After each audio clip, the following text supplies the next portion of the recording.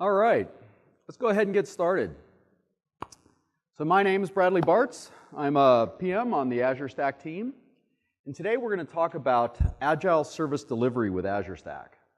Now, what does that even mean? Azure Stack, much like Azure, is a self-service platform. So customers can log into Azure Stack and they can deploy their solutions. They can build all kinds of Agile custom solutions that they're building on top of the platform. It is a self-service platform. But as an operator of Azure Stack, there are also opportunities to add new capabilities to the platform you get. So that's what we're going to talk about today. As an operator, whether you're an enterprise running Azure Stack for your organization, or whether you're a service provider who's deploying Azure Stack as a self-service cloud to your customers, and your ability to enhance and extend the platform as well. So that's what we're really going to talk about. As an operator, how can I build on this platform called Azure Stack? So let's go ahead and get started. So one, as you're learning, Azure Stack is building on as an integrated system from Dell, HPE, and Lenovo. And on that integrated system comes a stable, predictable environment. And that's key. To really have that robust, solid platform underneath which we can start innovating and doing some agility on top of. Then we have an automated cloud service delivery model that's facilitated fundamentally through our robust cloud model, which is driven by our Azure Resource Manager. It's that ARM platform that gives us that way to model services. On top of that, we then get the Agile self-service experiences. Now that's for customers and operators alike. And then we can grow our ecosystem on top of that. So this is kind of the layering, and we're going to drill into that a little bit. And hopefully you're getting this message about cloud is a model and not a place, because that's fundamental, even for services that we're adding to the platform. We're saying that the same models we use for service delivery in Azure as we build services, the same model that our customers use for building their applications, accrue value to Azure Stack. Okay, so how do we focus on which services to start bringing to Stack? Because one of the ways you can add value to Azure Stack is the addition of more PaaS services, more platform services to the platform. So how do we prioritize? Because if you look at Azure, there's a whole bunch of services out there. So what's the priority for bringing services to Stack? And that's the focus on solutions. So we're going through our solution catalog, and we're looking at the solutions offered in Azure today and looking what solutions can we bring to Azure Stack and in what order, and how do we prioritize that for driving service availability.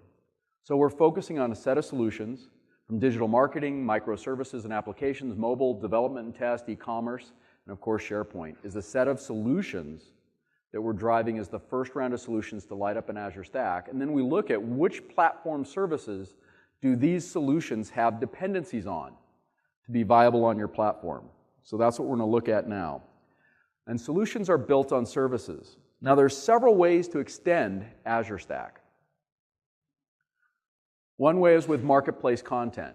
As an operator of Azure Stack, you're in control. You have the ability to populate the local marketplace.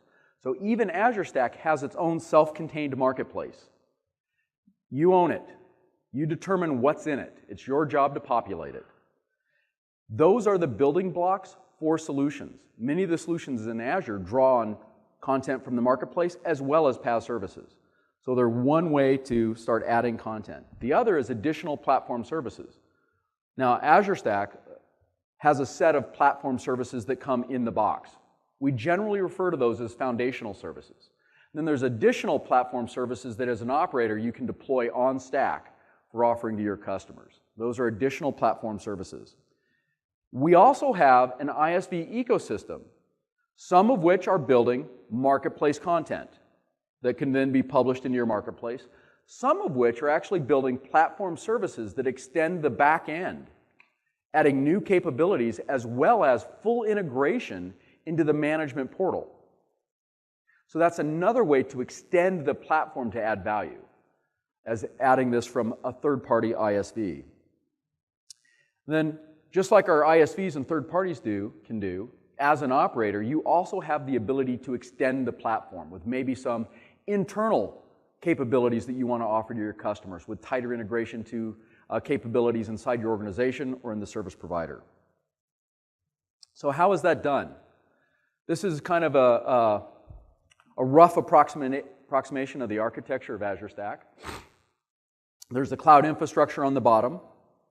Remember I mentioned those foundational services that come in the box? That's that next layer. We call that our extensible service framework, and it starts with those foundational services. Then there's those additional platform services, and that's what you add on top of it that didn't come in the box. And then tying those together are things we call core services. What are core services? Well, it's not quite infra. We know what the infra is for our cloud infrastructure. So what are those core services? Well, those are things like subscriptions. Those are things like the marketplace. It's all those other things that tie it together to make it a self-service cloud. Those are those self-service services, enablers, that are part of the platform. On top of that, we have our unified application model. So let's start, we'll click into this for just a moment and start drilling into it. Okay. And then our end user experiences. Those end user experiences are coming through Portal. They're also coming through APIs, PowerShell, CLI. It's the way that customers access the cloud. Our unified application model is the Azure Resource Manager. It is the control plane for the cloud. All things that are being, even for an operator, when you manage the cloud, you're going through the Azure Resource Manager. So as an operator, you're getting benefits of RBAC. You're getting benefits of the monitoring and deployment logs of the Azure Resource Manager. It's part of the experience all up. The core services, as mentioned, subscription, marketplace, metrics, RBAC, there. Foundational services, compute, storage, networking.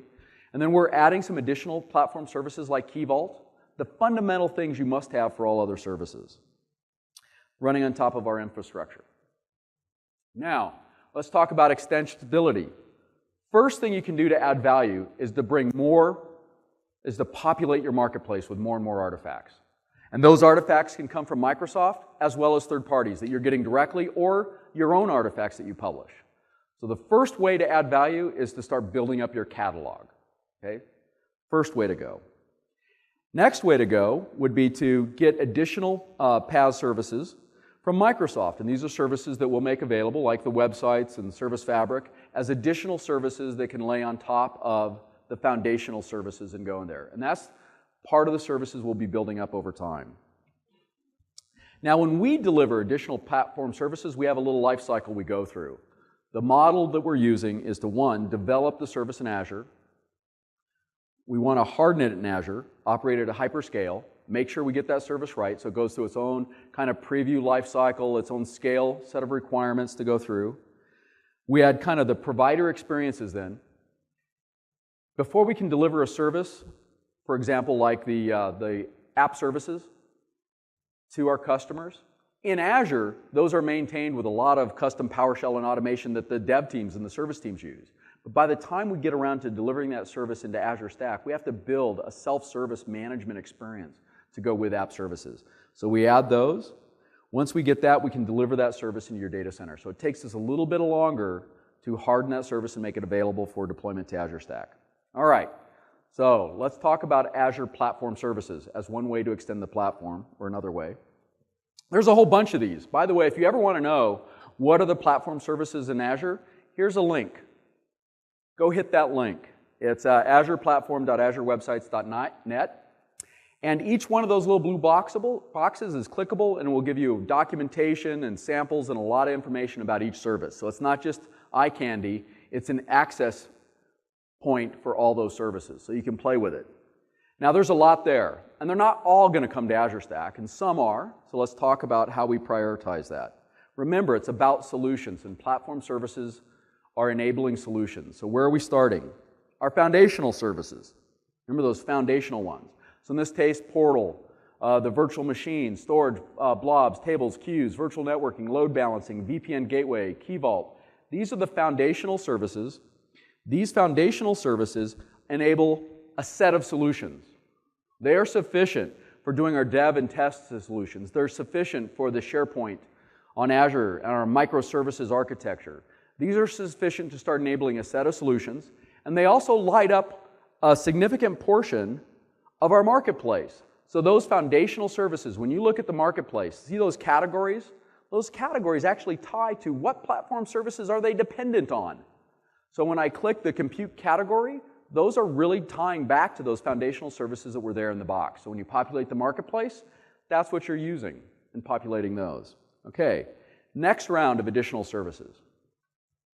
Here we have a set of web app and mobile and API apps that are coming as part of the app services family, as well as we're creating some bridging RPs for SQL and MySQL that allow us to provide some database as a service capabilities on top of our SQL Server and MySQL running it as an IaaS in the platform for some data connectivity to make web apps and these other services work. With those set of services right there, we're enabling another round of solutions from app modernization, from digital marketing and e-commerce. So now we have a fuller catalog of solutions that are built on those PaaS services, and we also light up another part of our catalog. Notice now that we're in the web and mobile category. Those web and mobile categories are now using these additional PaaS services that are lighting up in Azure. Then we have hybrid services. These are services that run in Azure. They don't deploy in Azure Stack, but they're running in Azure, and they're Azure Stack aware. You can connect to them. If you play with Azure Stack, one of the things you'll notice right away is that we actually are using AD, Azure Active Directory, as a default configuration. We are adding ADFS in the future, and it's coming up before TP3. But out of the box, it's about a hybrid connectivity, a single sign-on and flowing between Azure and Azure Stack. You can also integrate with OMS and automation, log analytics, traffic manager, ExpressRoute for building solutions. Okay, there's a growing list of marketplace content that is growing in Azure that will eventually be made available for Azure Stack. One of the features that you saw us show in the last couple of sessions is about marketplace syndication. This is what we're doing to help make Azure Stack Azure Marketplace artifacts available for customers. Matter of fact, has everybody seen the marketplace syndication? Or has anybody not seen it? I'm going to show it to you anyways. All right.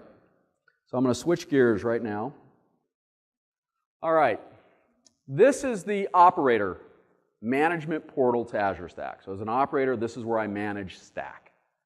I go in, I manage my cloud infrastructure. One of the things that you can do, remember, start adding marketplace content. You want to populate your marketplace. There's a new capability we've added in TP2, which allows you as the operator to go ahead and start uploading items into the image repository for Azure Stack. We can go in and we can add new VM images. Here we can add Windows or Linux images, and we can add custom images. We can take an image, sysprep it, build it up however you need to for your organization, and start populating the catalog with all kinds of custom content that you're developing for your business, whether it's internal to your organization or as a service provider that you're extending to your tenants. So you do have that ability to add these custom capabilities.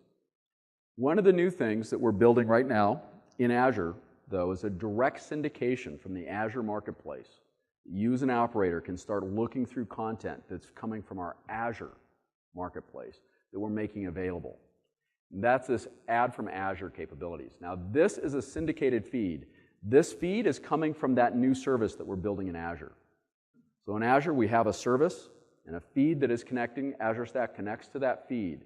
And here's a list of syndicatable content from the Azure Marketplace. And these are items that we, Microsoft, are creating in the marketplace and making available for syndication, as well as images and solutions that our ISV ecosystem is building, publishing into Azure, and tagging for redistribution into Stack. So this is a list and this is previewing on top of TP2. So when you get TP2, it's not there in the box, but it's an additional capability that we'll be previewing while TP2 is out and before TP3. So you can sign up for that and basically get access to that preview program. And then here you can basically pick these images and go ahead and kick off a download. And then that will do a download. It'll start the download. Here, I'll go ahead and click download. And that's starting a download process. And this is actually downloading the VM. It's downloading those bits, that images, from the Azure repository. It's being downloaded into Azure Stack. It's happening on the server. In Stack, it's doing the download, and then it's going to publish it locally and make that available to your customers. And that process is often going. Matter of fact, if I go back, you can see here now, it's downloading. It's an actively downloading service, and when it's there. Okay? So that's another way to add value. Switch gears for just a second here.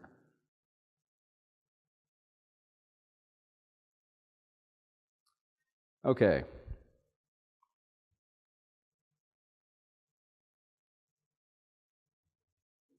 Okay, ultimately that's showing that, one, we, Microsoft, have a catalog that we're curating, as well as a marketplace that you as an operator are also curating for your organization, whether it's inside the firewall in an IT corporation or whether it's as a service provider.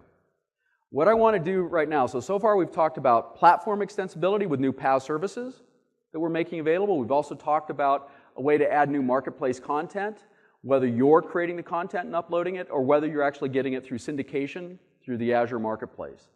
Another way to extend your platform is with an ISV solution that has built a new PaaS offering, a new solution that tightly integrates with Azure Stack. So to demonstrate that, I'm going to introduce Patrick to come up, and he's the CTO and co-founder of GridPro. All right. Thanks, Patrick. Thanks.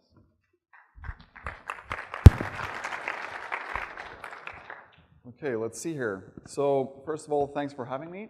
I'm glad to be able to show you how we've extended the platform. So while this is getting started, here we go. So first of all, let me tell you a little something about GridPro. GridPro is based out of Sweden, and we do software for Microsoft Cloud platforms, and we're focusing on ITSM software. And with Azure Stack, we're focusing in on IT service operations. So we've been on the market for a few years, and we have some products out there for System Center Service Manager and for Windows Azure Pack, where we basically bring a service catalog experience onto the Windows Azure Pack platform. Now, what are we doing with Azure Stack? Well, we're one of the ISVs that are actually building a full-blown RP. So you saw that there's multiple ways that you can extend the platform, right?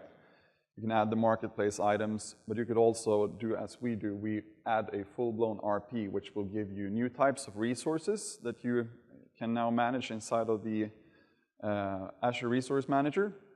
And you will see me create some sort of artifacts there that will support the capabilities that we're adding to the platform. And we've also added a full-blown UI experience there.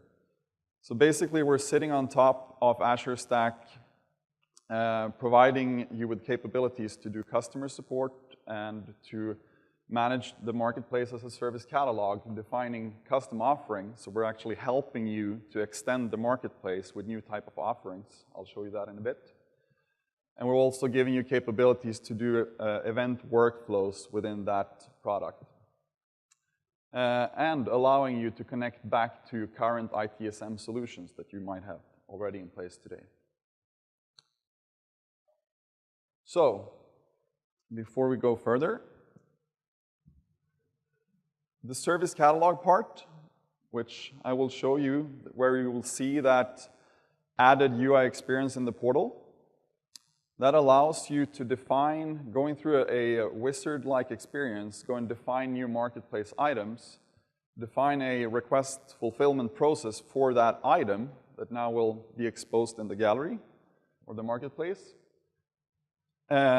And you will also be able to do, if you're a service provider, you will be able to do customer support within the portal. So your customers, the tenants, users, don't have to leave that portal to seek help if they, sorry, my laptop just died here. That's not good.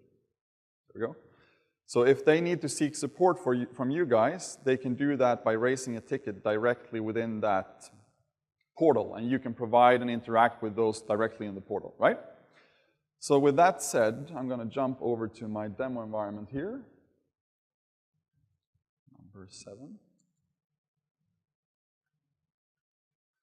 Let's see if we can get some luck. That's not what I was hoping for. Here we go.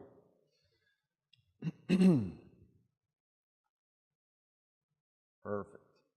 Okay, so now I'm logged on as a provider.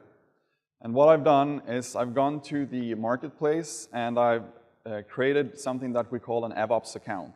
So this is a new resource type that gets exposed once you've added our resource provider to the Azure Stack. So that allows you to create these accounts, which are basically containers of functionality. So in this case, you can see that I have access to tickets. I have access to something called request templates, event rules, and ticketing integrations. So basically, those all components supports the capabilities that you just saw on the slide there.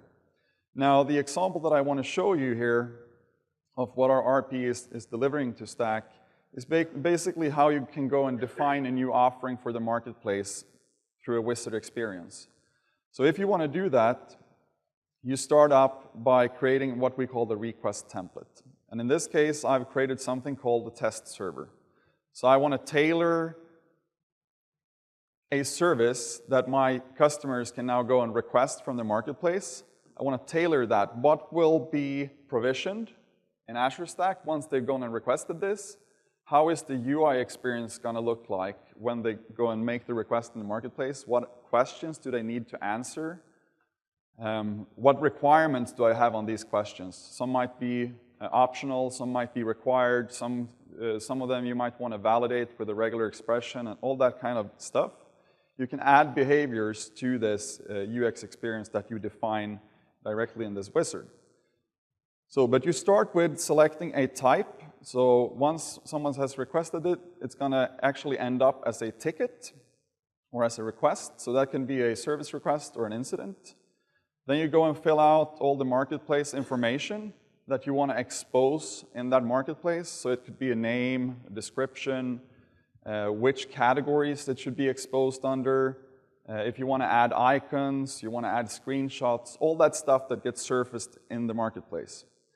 Now, once that is done, as I said, you can go and define a workflow, like how are we going to deliver this service to the customer? So we've added a workflow support here that can manage that process, and you have a set of different activities that you can use to build that workflow. So in this case, I have a review activity that someone is going to review the request before it actually gets provisioned. So the second activity is going to be something that we call a deployment activity. And in here, you can add any JSON template for doing ARM deployments. And there's a bunch of templates available online. You can just go and grab those and put those in a deployment activity, and you're good to go. So what we'll do with that template is basically that we'll read through that template and see what parameters it requires.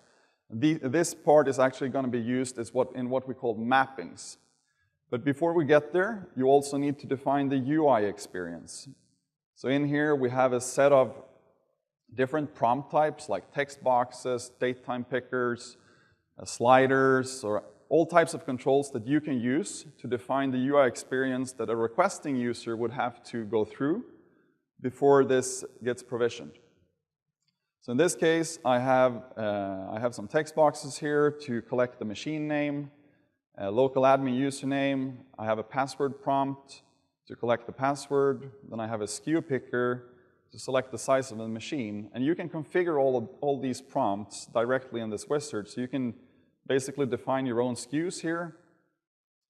Then I have a slider to select how long does the requesting user want to have this test server for. So basically, if they're going to use this machine for doing tests, they might say, I only need it for 10 days. Then we're actually going to go and deprovision that automatically. And remember, this is just one example of an offering that I am now adding, well, defining and adding to the marketplace. So once you're pleased with the workflow and the UI, you go to the mapping part. And in here, basically you say, I want to use the collected data in a certain way. So I'm going to map the computer name that I've collected in the UI to the VM name parameter in my deployment activity. So basically, you can select from different questions there. Now, once you've done with that, you've basically defined a fully capable offering that we can now publish to the marketplace. So you save this and you click Publish. Now, this becomes available for all your tenants through the marketplace. So if I go over to this session where I'm actually logged on as a tenant,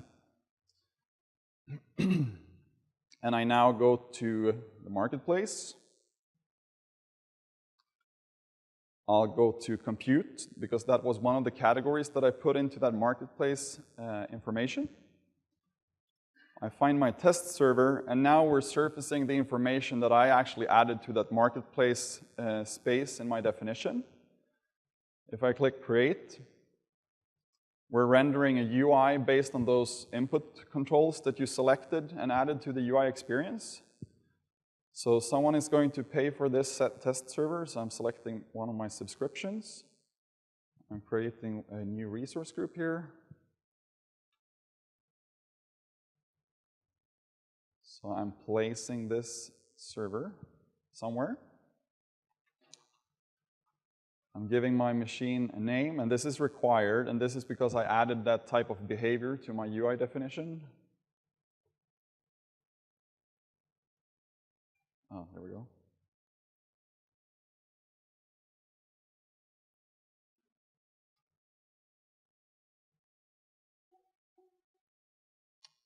Pick a SKU, and these are definable. You select icons and units or whatever you want to show in there. Now I'm going to keep this for 10 days.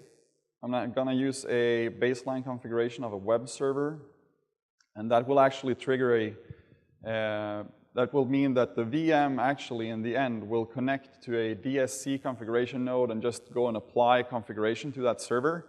So this is just an example of what you can accomplish, right? Just by using that wizard experience, go and define the workflow, the UI, map those two together, publish it to the marketplace, and now you have that new offering available there for your tenants. Now, in this case, there was actually a review activity. So this means that someone needs to review this before we actually go and do any deployment. So you define that workflow. If you consider that, well, this could be a good idea to actually have a review, or you have a security approval or something like that, you can put that in place in the workflow.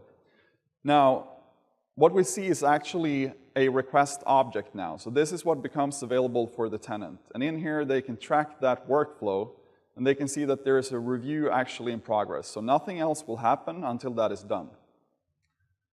So I go over to the other browser session here, where I'm logged on as the service provider. And in this case, the service provider is actually responsible for doing that approval. So I go to my assignments. Here we go.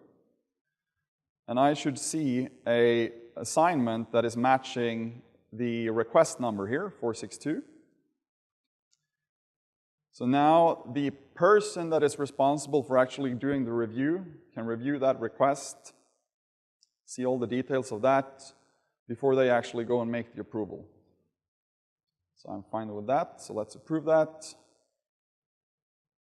And now if we go back to the tenant experience again, we will see that that actually becomes completed anytime soon. And the process will continue. So the next activity in line in your workflow definition will kick off and actually go and do that deployment. So this is one of the capabilities that we're adding to Azure Stack by creating our own custom resource provider that is extending functionality by our own workflow engine, our own data models, our own UX experience, and we go and surface that in Azure Stack. Now, what is so fine with Azure Stack for us as an ISV as well is we have all the components that our product actually requires available in the stack. So we're not adding any additional footprint in your data center just because we're adding a product. It's actually just new capabilities added on top of Stack. Now, since we as an ISV, we bought into Azure Stack as a concept and as a platform, this is very easily done for you. So that is one thing that we think is really great with Azure Stack as an ISV. So you see now that the deployment actually picked up. It's now in progress. And that will go and do the deployment, but just not before the review in this case, because we choose to have that in place. Okay, so this was the service catalog part of our product. I wanted to show you one more scenario there. I think we have time for that, right?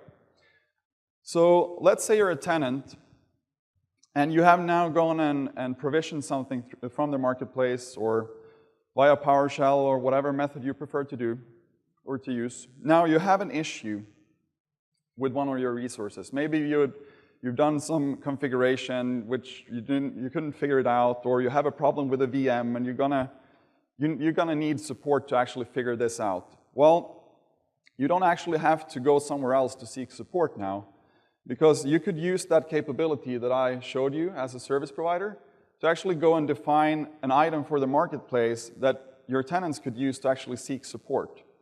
So they could be going to the marketplace and going to compute in this case, and I find something called virtual machine support. So I, as a service provider, I define this form which could be suitable for a tenant to use to actually seek support about a virtual machine.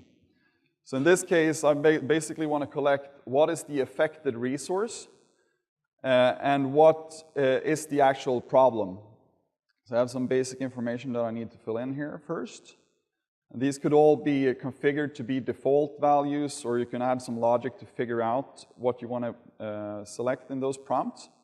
But now here's what I just told you. Now I'm actually required to select what virtual machine am I having an issue with. And this is going to become an affected resource in a ticket that also will be available for the service provider to actually view and work with. And you can do two-way communication between the tenant and the service provider. So I give that a description. And now, instead of having a service request, we're actually submitting a request for support, right? So while that is being created, I'm going to show you on the service provider side. I go to my account, the container for all that functionality, and I go to tickets. So I could have some analysts working with this account. And if I click unresolved tickets, we should see some examples here, I think. There we go. So I created this earlier, but it's the same scenario. So basically, you see that in this case, there are no activities involved. This is a manual process for now, at least. I'm seeking support. We, as the ones that are providing the support, can now see that the affected item is the VM called, there we go. Ah, of course. Was going a bit too well. So this is still work in progress. We're going to hit GA at the same time as Microsoft is going to hit GA. That's our target. And basically, this was just an example of how I could now provide support within that platform. You can do that communication, working on it as the service provider. So now that becomes available on the tenant side as a comment. And you have email notifications going back and forth between the tenant and the service provider based on the event workflow capabilities that we've added here. So to summarize, basically, we've been able to add some what we consider great functionality to Azure Stack. And I want to point out, as I mentioned before, we're not adding any additional footprint in your data center. We're making use of what is available within the stack and just adding additional capabilities for you guys. So I hope that give a good idea of what you actually are able to add on top of Stack. And if you want to see more of this stuff, come and visit GridPro in the booth area, and I'll be glad to show you more of that. Now, with that said, I think I'm going to hand over to Bradley again. Thank you. Okay. So hopefully you've got a sense. Did you just notice that, by the way? I want you to just notice. Did that feel like it was a disconnected add-on or something? That was just fluid. It tightly integrated with Azure Stack. That portal experience just felt like it was shipped from Microsoft. It felt like it was just in an integral part of the system. And I think that's a key point I want you to kind of take away from this, is that when the platform is extending, it's extending in the same way that we build solutions and drive that capabilities, can be done by our ISVs, and can also be done with our customers if they need to create a custom solution. there was a whole bunch of functionality that you just saw that doesn't come in the box. But when it was added by that ISV solution, it felt like it was in the box. From adding a workflow around marketplace items, from the way it did that flow through the system with the workflow engine, with the approval process, with the ticketing, it just felt integrated as part of it. And that's a key point. So that integration is not just about a back-end PaaS service, it's about the UI, it's about that connectivity through the entire stack is a way to build that solution. So let's talk about a key component is this Azure Resource Manager. Even the GridPro solution, while we often talk about the Resource Manager as a way customers build and deploy applications on top of the Resource Manager to provision resources, his scenario was actually doing that when he was creating ticket requests or creating the workflow. That was actually flowing through ARM. But instead of going to the compute portion of a resource provider, or going to networking, or going directly to storage, he added a new resource provider, like a new platform service, to ARM. And now, once he's done that, that means templates can now reference his service, his RP. His RP now participates in RBAC capabilities. It's an integral part of the system once it's been integrated like that. So ARM is central for how customers access our cloud platform, but it's also essential for how customers can extend it. So right now on the slide, you're seeing kind of this apps, database, compute, networking, and storage. I should add a little ... there. There can be more of those services that plug into ARM that make their services capability. And with each service that you plug in, you actually have the opportunity to create a new portal extension that knows how to talk to that resource provider in a unique way. And that's what GridPro just did. They also showed a portal extension that knew how to talk to the GridPro service on the back end through ARM to provide that rich integral experience.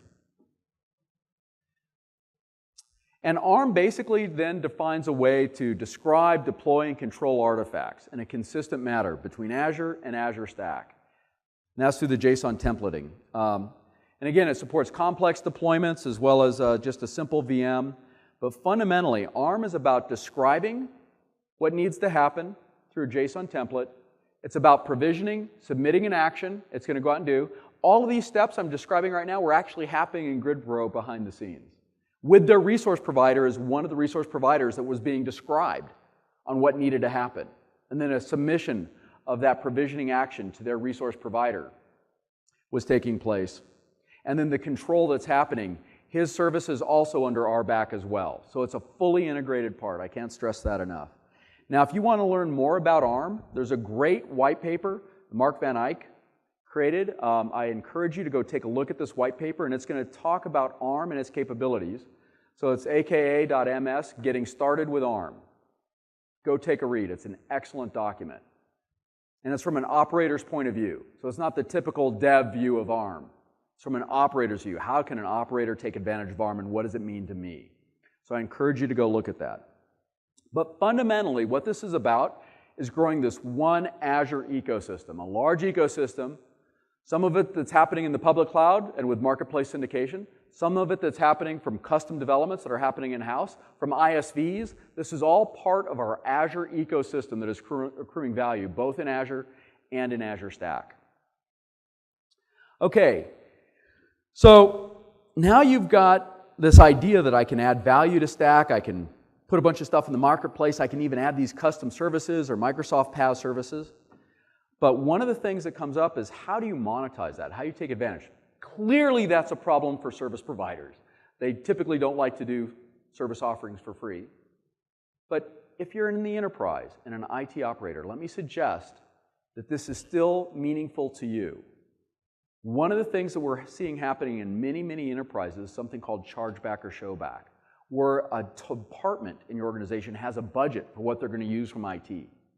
You have all these kind of budget constraints, and you want to be able to hold another portion of the organization accountable for what they're using from IT. That's using the same model. The same model that is being able to do customer chargeback is being used for organizational, or for service provider billing is being used for organizational chargeback. So now I'm going to introduce Rupi to talk about monetization. Thanks, Rupi. I don't have a clicker. I've been clicking here. Okay. Okay. Cool. Hi, everyone. I'm Rupi Sureshkumar. As Brad mentioned, I'm also a program manager on Azure Stack. And I know this is the part you've been waiting for. How do I make money off of this thing? So let's get into it. All right, so monetizing Azure in your data center. So as Azure Stack is running, as tenants are coming and they're provisioning resources, VMs, et cetera, the meters are constantly spinning. Per minute meters on how long they've been running a VM, how long they've had a storage account provision, networking, et cetera. But beyond that, even those platform services we've been talking about, so the web apps that you might add on top of Azure Stack, or even GridPro, these resource providers are also spinning meters to let you know what types of resources your tenants are creating. And finally, the marketplace applications that you're syndicating down from Azure or that you're adding yourself, you can get data on that as well. Because it's very important to understand not only that my tenant was running a VM, but what software were they running on that VM to help you define a new business model around that. And so before we get into how this works for Azure Stack, I'd like to tell you a little bit about how this works in Azure. So in Azure, we have a lot of different things called offers. If you're familiar with Azure, you would have heard of offers. Different types of offers: free trial, MSDN, enterprise offers. What each of these offers really is a different set of prices per meter. So if the free trial offer, if I'm using the free trial offer in Azure, it's like it sounds, it's free. The meters are running for free. But for my other offers, that's not the case. These offers are also defining what regions are available to me as a customer. So when I go to create a VM in Azure, and I'm asked, do I want to create it in West US, Europe, et cetera, those are sometimes being determined by the offer that I'm subscribed to. And finally, these offers are actually determining the quotas that I have access to. So someone on a free trial offer might not have access to create as many VMs as someone on a more advanced offer. And sometimes that's not so easy to see in Azure because our quotas are so large that it can feel unlimited, but oftentimes you might actually hit that quota, and that's when you kind of call Microsoft and say, hey, I need more quota, I need to be able to create more resources in the cloud. And the way that we can map these offers to usage and then to cash, our customers come into Azure, and they're going to choose an offer, so pay as you go, whatever it is. When I subscribe to an offer, I'm going to get something called a subscription ID. So this is a unique GUID that identifies me as a customer and my billing relationship to Microsoft. Now, as I provision these resources, these web apps, these VMs, whatever it is, all of them are going to be associated with my unique subscription ID so that then when the resource providers emit these usage meters, they're associated with my subscription ID. This is the data that's going to commerce in Microsoft, and this is the data that ends up producing the bill that you get for your Azure usage. So it's pay as you go, only pay for what you use. So now let's talk about how this works for you managing Azure Stack in your own data center. And it's very similar, but what's different from Azure is you're the provider. So you're actually going to define the offers. How many of you have tried out TP1, Azure Stack TP1? So you might have gone through this task of creating an offer, which includes something called plans and quotas. In that process, you're defining what resources your tenants have access to, what the quotas are, what regions, et cetera. And yeah, you determine the regions available per offer. And after that, you're actually going to set prices per meter. And in Azure Stack, you have the ability to have the same meter might have a different price depending on what offer a user is subscribed to. And you're billing the customers. And so that's one thing. Azure Stack doesn't come with some billing system where we're then billing your customers. You get to bill your own customers. You get to pick your own business model, whatever that is. You can do it pay as you go the same way Azure does, or you might have some other way of monetizing Azure Stack. Or you don't monetize Azure Stack at all, and you're just interested in the chargeback data. But whatever it is, that's up to you. And when we look at that workflow that we looked in Azure, you can see it's working the same exact way in Azure Stack. You're going to create offers that you make available to your tenants so that when they subscribe to that tenant, they also get a subscription ID. And when they provision resources using Azure Resource Manager, whether they're using PowerShell, the UI, it doesn't matter, it's all going to get associated with that subscription ID. And it's all going to be available via API for then it to go to your commerce system, your chargeback solution, whatever it is that you want to use that data to create the bill, say. And so like I said, Azure Stack does not create the bill, but it gives you all of the data you need to integrate with your own commerce solution or a third-party commerce solution. And so let's talk about the different options we have. So one thing, you own that tenant onboarding experience. So Azure Stack will help you to create the offers and give your tenant a subscription to that offer, but you might still want to use some other portal where you bring in the customer, you get their credit card details, whatever it is that you need before they can get access to Azure Stack. So you can really own that onboarding experience before they have access to actually create resources in Stack.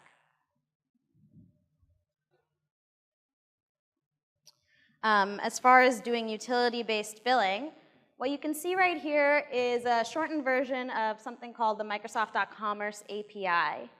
So if anybody uses Azure, you can go, this is not the full URL, but you can find an API that you can call to get your own usage data in Azure. And we support that exact same API in Azure Stack. So Azure Stack customers can also call this API on their Azure Stack endpoint to get their own usage data. And as the administrator of Azure Stack, you can call a usage API to get the usage of all of your customers. And so it's that same model that we have in Azure, as well as those consistent APIs to get that data. Another capability that we have is to set some prices that show up in the UI. So some customers want to put a flat price on an offer, say, in order for you to get the gold offer, you must pay $200 up front or whatever it is. Or they want to put prices on something called a SKU. SKUs are the different sizes of VMs. You might want to attribute a price that shows up in the UI like they do in Azure, so that when your customers go to create an A1 VM, they see an estimated price for that. So we have support for that integration. That's what I just talked to. And another thing that we talk about when we talk about commerce integration is the marketplace population that Brad touched upon before. And something I want to show you today is something that we've been working on within the team, kind of like an experiment, to talk about business intelligence data that we can get from Azure Stack.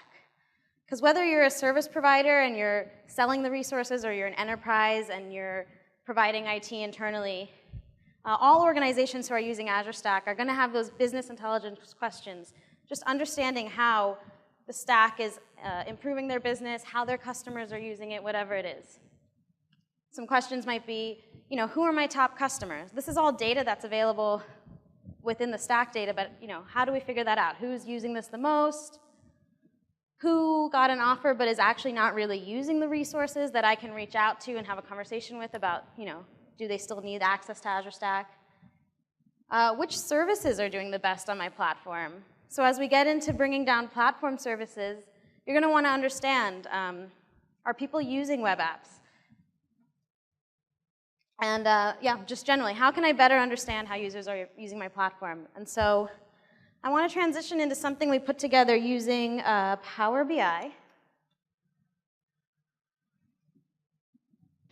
So I don't know how many of you are familiar with Power BI, but it's just such a wonderful tool because you can feed it data in an Excel spreadsheet, in a storage account, in a SQL database, and come up with some really beautiful views, really nice reports to share in your organization.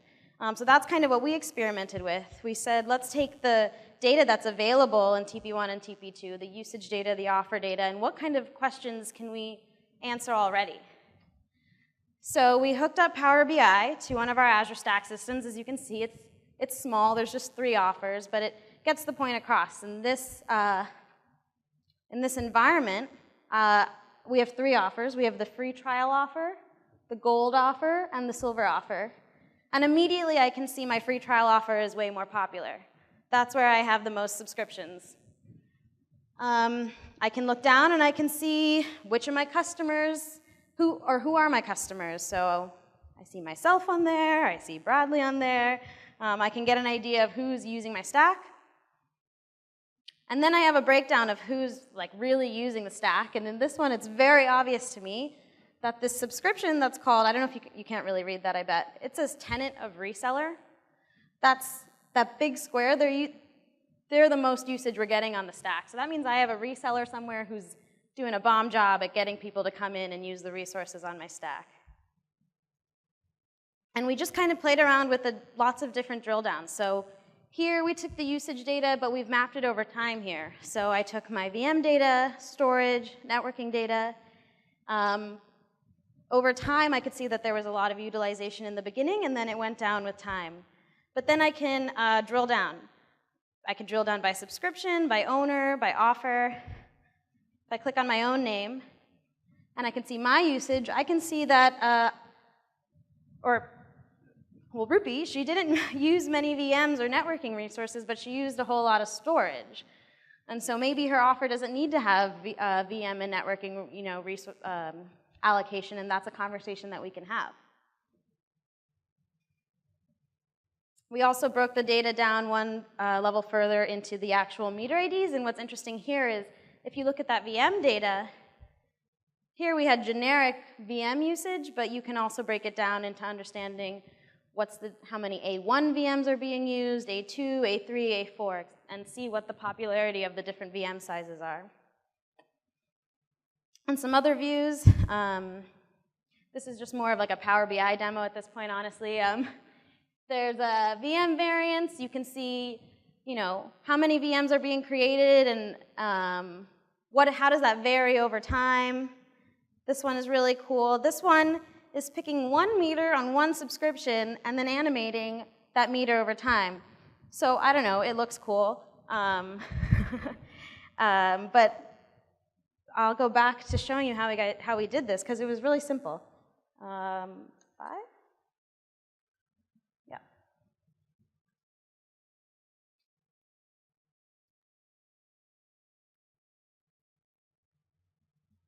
So what we did here is Azure Stack, as I talked about, has several API endpoints. So the data we looked at here was what are the offers in Azure Stack, what are the subscriptions in Azure Stack, and what's the usage for all of these subscriptions in Azure Stack. Used PowerShell to call the APIs and funnel this data into Azure Storage. Azure Storage, CSV file if you really like, but or a SQL database. You could really funnel this data into any sort of data warehouse where you'd like to keep data longer than it's held in Azure Stack. And then Power BI, if you're not familiar, is already capable of talking to these different types of data sources. So from there, it was a matter, I think the hardest part was getting the data into the storage tables. From there, it's pretty easy to make all those different views. So that's just something I wanted to share with you all to get you thinking about the types of questions you can be answering using the data we're providing and stuff that you can be doing now with TP2 as well. And yeah, with that, thanks.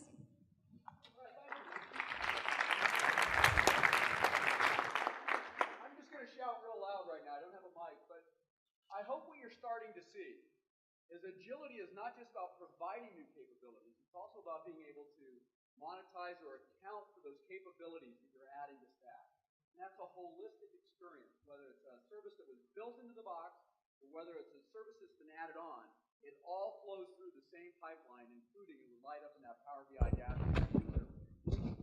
So now I'd like to introduce Joni from THO. Well, they're not an example. They are a service provider. But they're going to give us an example of what Azure Stack means to them and their plans for the product moving forward, to give you a sense of what so here you go. Thank you. Hello. So my name is Joni Leskinen, and I work as a lead architect in one of our cloud business units. And this business unit actually runs 15,000 VMs on every day. So a couple words about Tieto Managed Service in numbers. So in total numbers, we are running about 40,000 VMs. We are operating in 3 countries. We are operating 6 different data centers. We have a history of 40 years of IT industry. So we have a huge legacy base with us. And even that we are handling legacy, we are still also looking for the future and how the public clouds, how we should embrace the public clouds and how our customers are using them.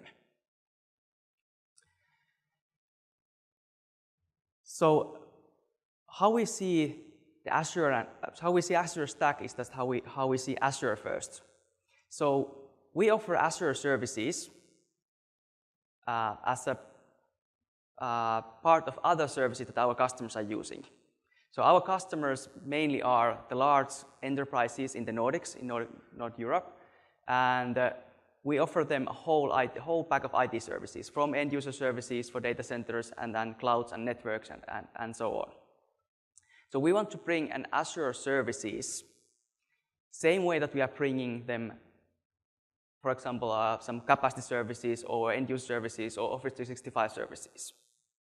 And those Azure services, even that they are like a high-tech and public cloud services, they still need to follow certain rules.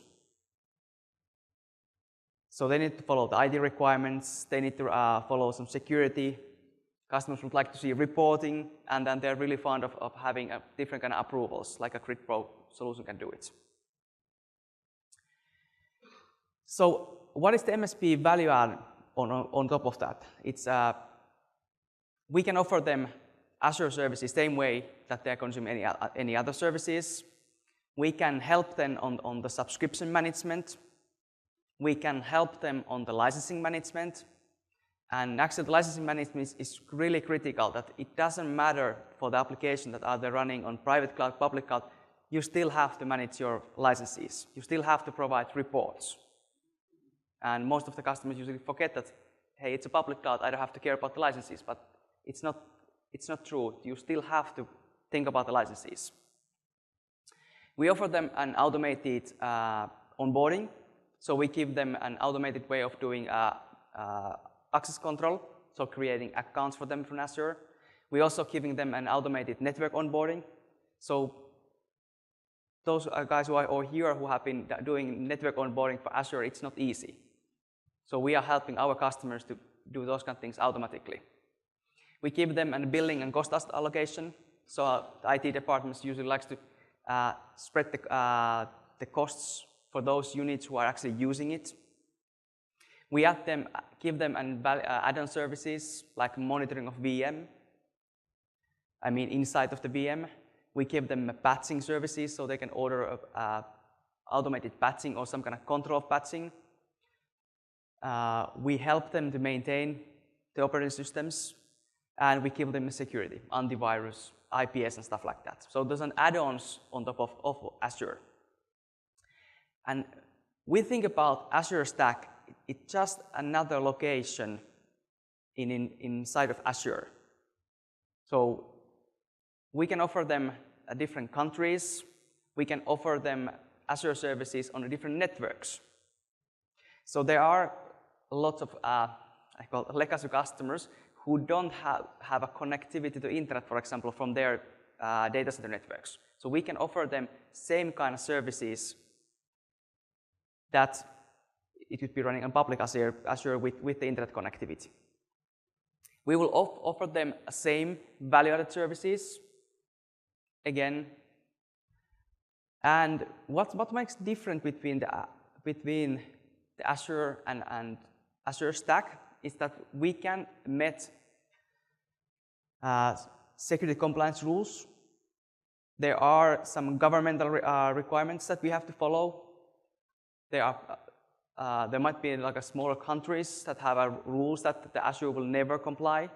We can do it. It's our bread and we're doing that every day. We can offer them an Azure-like services in really close to the customer, so we can be the like 5 milliseconds away from the customer for some specific applications.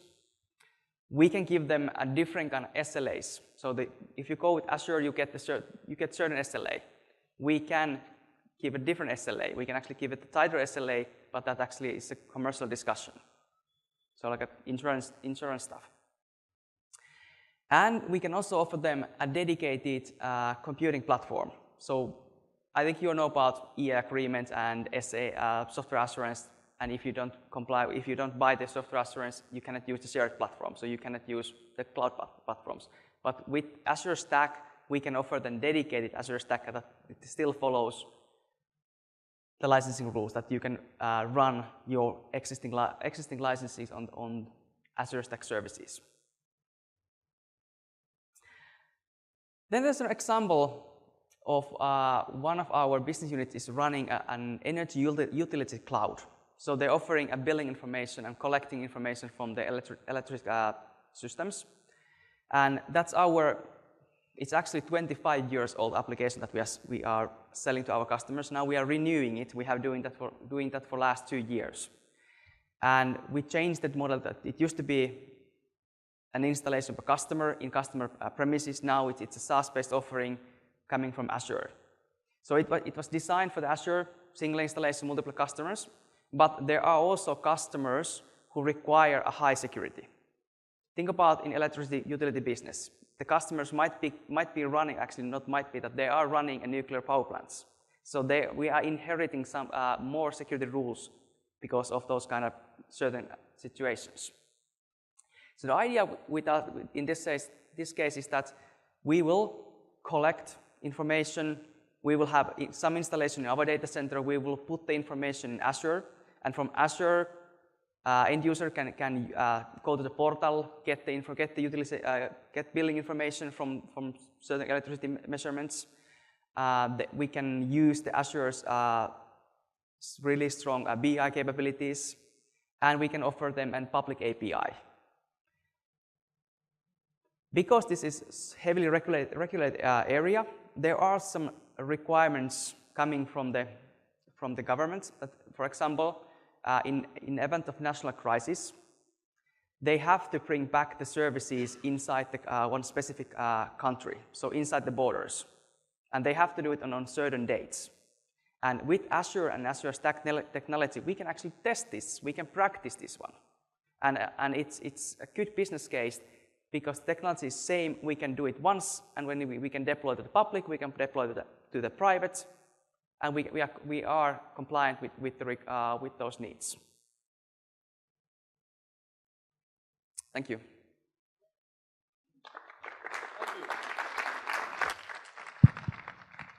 Okay, so hopefully you've actually seen quite a bit today when we talk about service agility. You've seen the ability to add new marketplace content. You've seen the ability to add new PaaS services. Talk about the solution approach to which PaaS services we're bringing down. You've seen the tight integration of an ISV solution as a new service that's been added, along with a new immersive UI that tightly integrates to both the administrative view and the tenant view. You've seen how those services can be monetized and drive business intelligence and business decision making. You've seen also how just the location of Azure Stack. Azure Stack itself is enabling service delivery itself by being able to locate it in different geographies and to meet different businesses' requirements that you have for doing service delivery in for different customers. So at this point, I'd kind of like to open it up for any questions. We'll use the time that remains for questions about what you can do with Azure Stack from an operator's perspective to meet your customers' needs. So go ahead and grab a mic if you have a question. And other than that, we'll go ahead and wrap it up. So, questions? Don't be bashful. Okay, quick show of hands. Any service providers in the audience? Okay, we have a couple. Did you see anything that you're looking for that you need that wasn't here?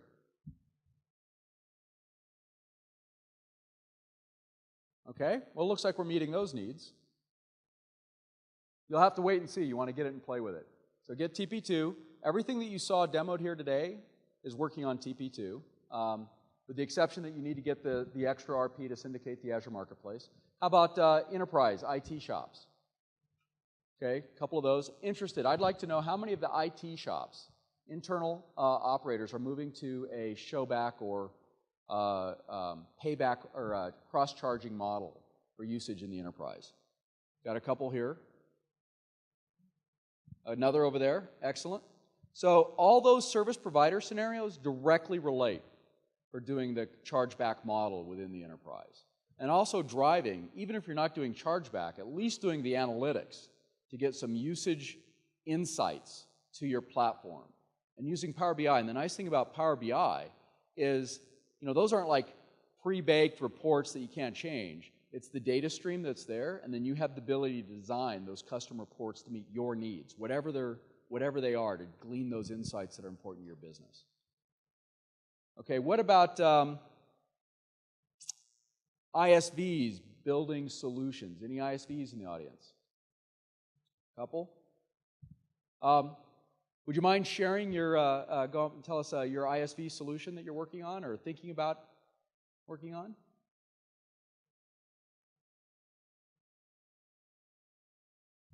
Sure. So we're Chem Technologies. We're building the load balancers. We are in Azure Marketplace, so it's with the layer 7 that we're bringing into Azure.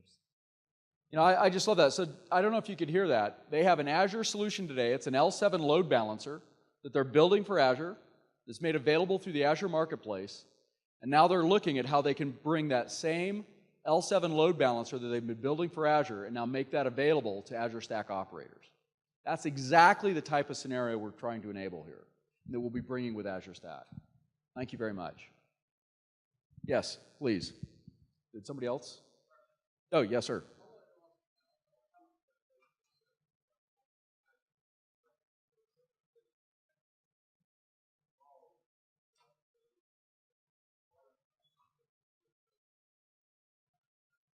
Hey, that's a great question. And the question was, hey, there's a lot of great data that we just showed running in Azure Stack. Did this Power BI dashboard and we showed a solution where you could kind of siphon it out. I want to try to simplify the question is, why can't I just log into Azure and just see it light up there? Why can't I just use Azure Power BI and look at my data right there in the cloud? Do I have to do this thing on the pipeline in Azure Stack, or can it just be part of the service? We're actually experimenting with solutions like that right now. Because that's, ideally, we'd like to be in a model that would allow you to do just that. This new service we're building into Azure that syndicates the Azure Marketplace, you can see that service from Azure. You do have an account, it lights up, it shows up there. So we're looking at ways to do that, but bear in mind that Azure Stack also supports the fully disconnected submarine scenarios. I'm behind a secure firewall. There is no pipe going back. So in all of these scenarios, it's kind of an opt-in kind of environment. So we definitely need to always support the dedicated, behind the firewall, never going to go outside kind of scenarios. We don't want to break those. That's one of the value props of Azure Stack. But there will be, and in those scenarios, they can use the Power BI solution that we just demonstrated today. But we are looking for ways to provide an integral experience if you are willing to connect back. Okay? Any other questions? All right. Oh, yes, sir, please.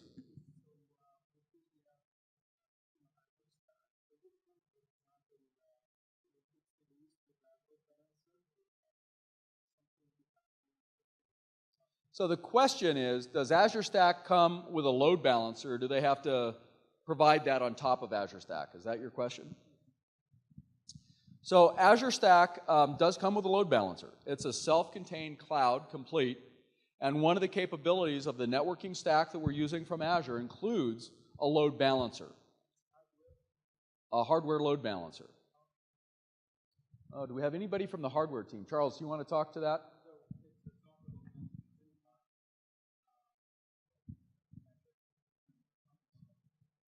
Sure. Charles, hang on. I'm going to give you the mic. There's a software load balancer in the box. In fact, it's in the technical preview, I believe. In the multi-node configuration, we definitely deploy that, and then it is leveraged by the infrastructure.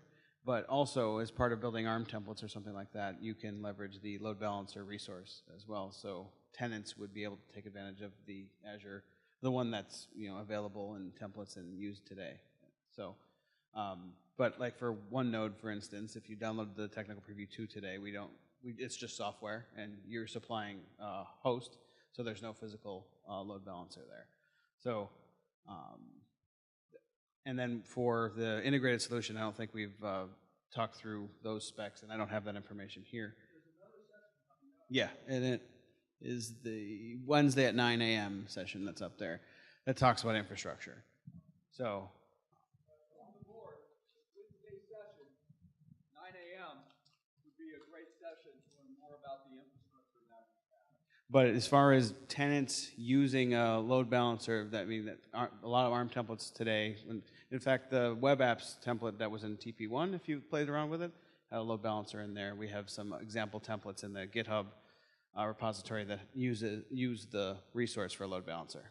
It's part of the networking resources that are offered.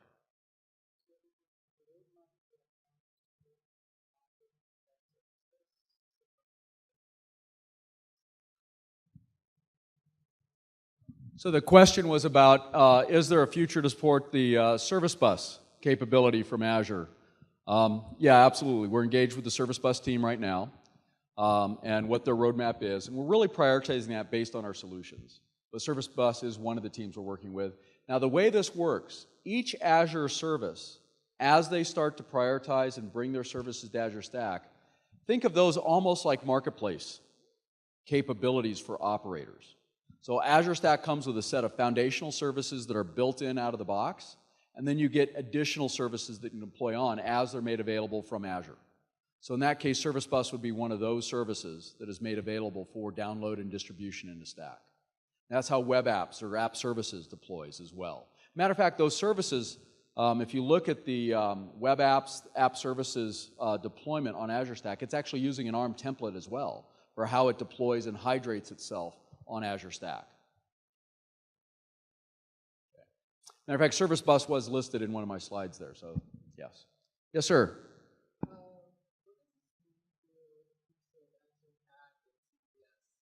What does this mean if you have Azure Pack and CPS? There's a, let's see, is it coming up in another session? Do we have it? I'll mention it here. It was just shown, I think it's being shown in, which session is it? Wednesday at 12:30. So go to the Wednesday at 12:30 session. But to save you, to answer your question directly, it's an integration between Azure Pack and Azure Stack. And what we're allowing is the seamless management of resources between those two systems. So what's happening is Azure Pack is being updated to support integration into the Azure Stack management experience. So when you log in, we actually call it our WAP connector, if you will. When you log into Azure Stack, if you also have an account with a WAP subscription in a WAP CPS solution, you'll be able to then see your WAP resources in the Azure Stack portal, but they're still running in System Center and WAP and whatnot. So think of them as companion workloads with a single pane of glass. Will we be able to move resources? The question is, will you be able to move resources between the two? Moving resources is a little more tricky, and that is going to be very similar to moving resources to Azure. So just like you do to move a resource to Azure, you could use the same techniques of basically exporting and re-importing and bringing them in, but it's a more involved process. So we're starting with co-manage, and then there'll be tooling to help support the ability to bring something down and bring it back up. And when we've met with a lot of customers on this, I'd love to get your feedback, and maybe we could have that conversation after the session. Many of our customers have told us today, look, if it's not broke, don't fix it. You know, I've got a workload that's already running on the WAP VMM system. I just need to keep it running. And they're going to maybe put new deployments over on the Azure Stack, but at least I want to be able to manage both holistically. And then at some point in time, I may look at moving it over, but that's not my immediate concern. My immediate concern is co-management, and then at some point, I may look at moving workloads over it if I decommission it. That's kind of a secondary scenario. And so we're kind of following that path. Yes, sir.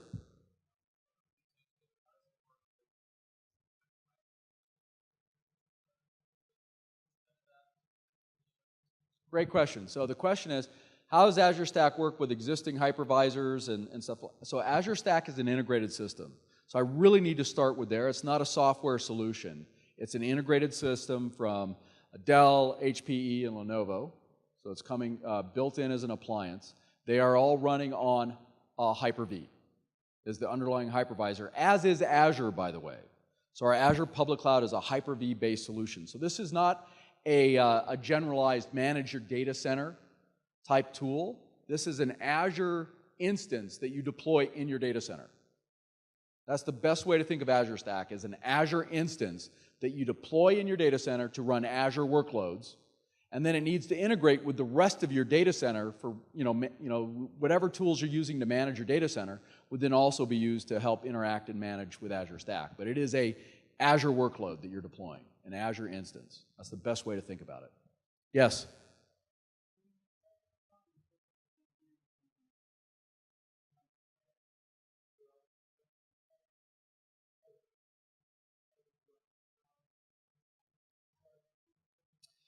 No, we haven't. We're still not yet talking about the pricing model and how that's going to work with hosters and stuff, but that is being developed, and so nothing I can share today.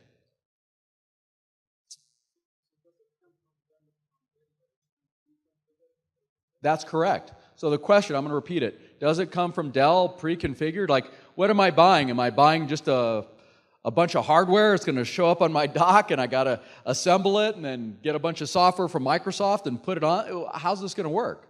It's a pre-configured, preloaded appliance. It's going to land on your in your center as a pre-installed Azure instance, ready to go. So the question was about support, and quite honestly, we're still working through some of the support. It'll definitely be a joint venture between Microsoft and our OEM partners for providing support. Okay, but the details are still being worked out exactly, but it is a joint support statement between our OEMs and Microsoft. And some of these other sessions will go into more of those details, especially when we get into the infrastructure management components, where they'll talk a lot more about the hardware capability in the platform. Yeah, the architecture one is also on there as well, which will go into the hardware architecture. Today was more of a software kind of architecture. Okay. We're warming up a little bit. Any more? Okay, I thank you very much for joining our session today. Hopefully you got a good view of how you can extend Azure Stack offerings to bring more value to your customers. Thank you very much.